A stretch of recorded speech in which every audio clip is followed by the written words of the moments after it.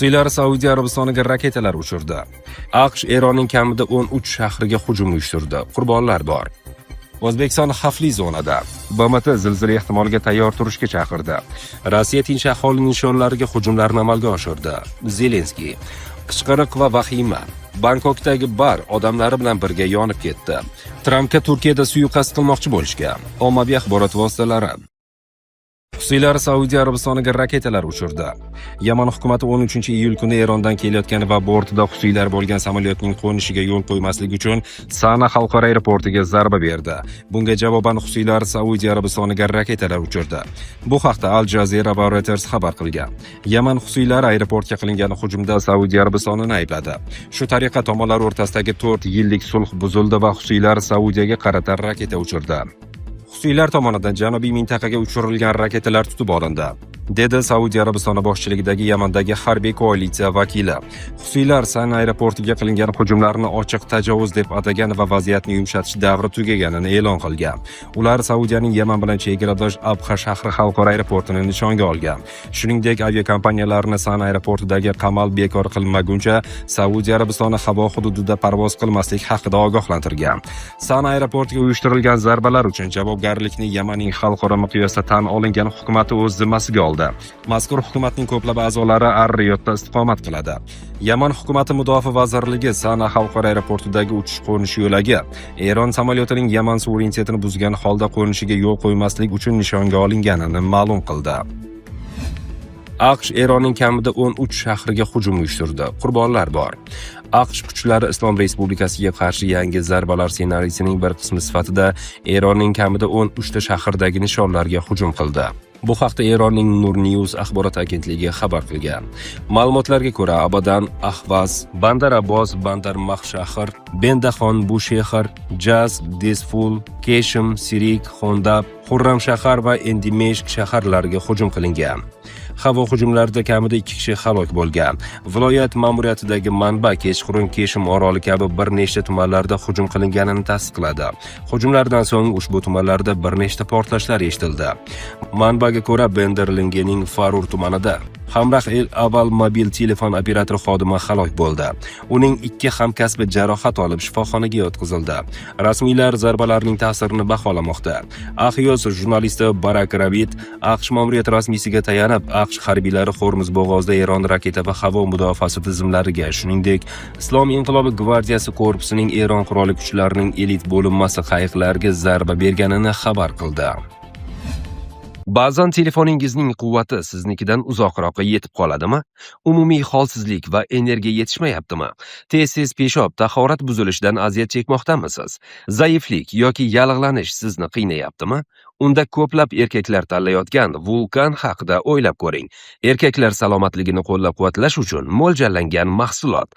Erkaklik quvvatingizni ham yuqori darajaga olib chiqadi va eng yaxshi yangilik, hozir 30% chegirma.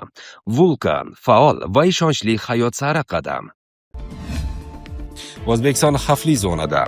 BMT zilzila ehtimoliga tayyor turishga chaqirdi. BMT zilzilalar barcha tabiiy ofatlar ichida eng halokatlisi ekanligini ta'kidlab, Markaziy Osiyo davlatlarini ham unga tayyor turishga chaqirdi. Yer silkinishlari 2000-yildan 2023-yilgacha dunyodagi barcha tabiiy ofatlar ichida o'lim holatlarining yarmidan ko'piga sabab bo'lgan. Hozirda hududlar kesimida 15 milliondan ortiq aholiga ega Istanbul shahri eng ko'p xavotir uyg'otmoqda.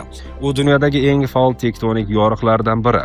Shimoliy Anadolu yorig'i yaqinida joylashgan. 2025-yilgi tadqiqotga ko'ra, Turkiyaning Marmara dengizi ostidan o'tgan yoriq qismi taxminan 7 balli zilzilani keltirib chiqarishi mumkin.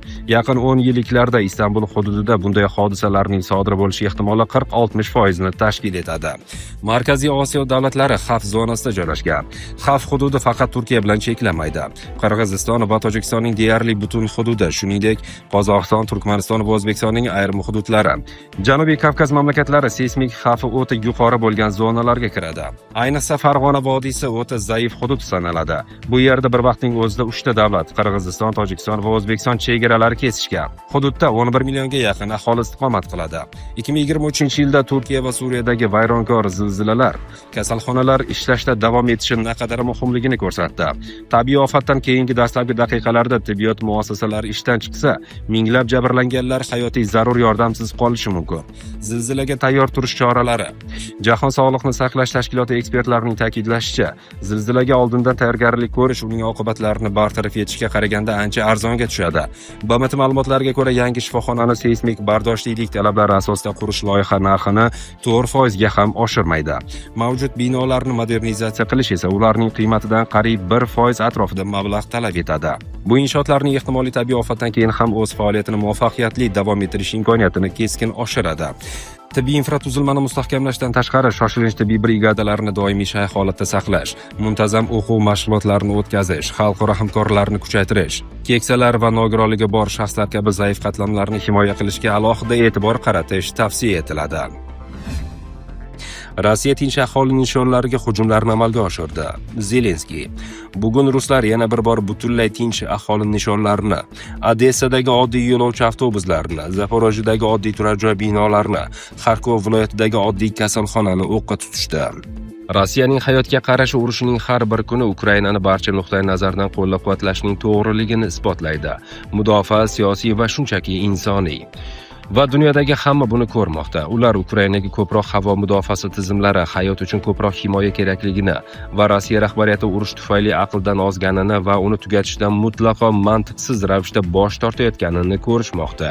Rossiyaga bosim o'tkazish kerak. Tajovuzkorga qarshi yangi sanksiyalar, Ukraina uchun yangi qo'llab-quvvatlash paketlari, yangi loyihalar, masalan bizning Yevropaning Freja ballistik raketaga qarshi loyihasi, bularning barchasi ish berish kerak.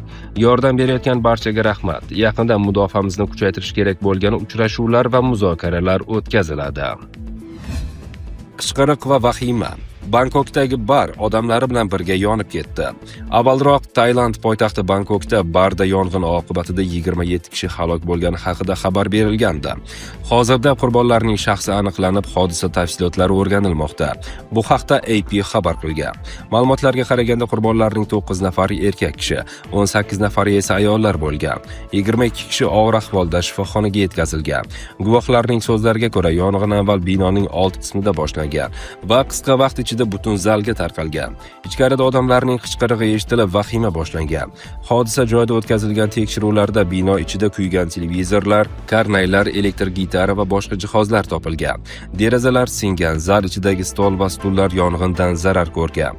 Halok bo'lganlarning yaqinlari jasadlarni aniqlash uchun politsiya morgiga yig'ilgan. Rasmiylar qurbonlarning aksariyati 25 yoshdan 50 yoshgacha bo'lgan Tailand fuqarolari ekanini ma'lum qilgan.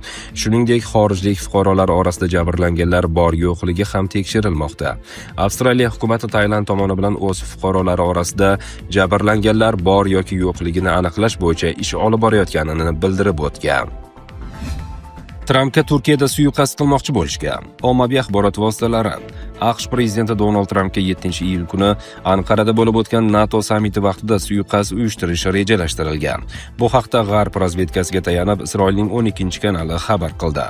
Ma'lumotlarga ko'ra, suiqasd Eron tomonidan rejalashtirilgan. Razvedka ogohlantiruvidan so'ng Trampning Anqaradan uchgan samolyoti almashtirilgan. Dastlab AQSh prezidenti sammitga Qatar qirollik oilasi sovg'a qilgan samolyotda kelgan. Biroq ortga qaytishda u o'zining eski samolyotidan foydalangan va buni nostalgiya bilan izohlagan.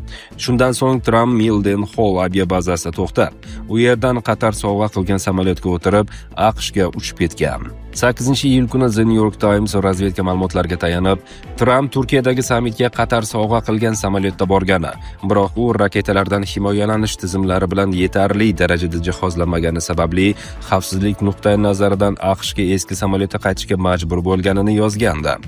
Anqaradagi sammit chog'ida Tramp Eron bilan o't ochishni to'xtatish bo'yicha sulh yakunlanganini aytdi. U Eron rahbariyatini jahldor va kasal odamlar deb atab, ular bilan muzokara olib borishni vaqtni behuda sarflash deya baholadi. O'sha kuni kechqurun Trampning buyrug'i bilan Eronga yangi zarbalar berildi. Shundan buyon tomonlar o'zaro hujumlarni davom ettirmoqda. Isroillik manbaning ta'kidlashicha, Eron hozirgi bosqichda Isroilga hujum qilish niyatida emas.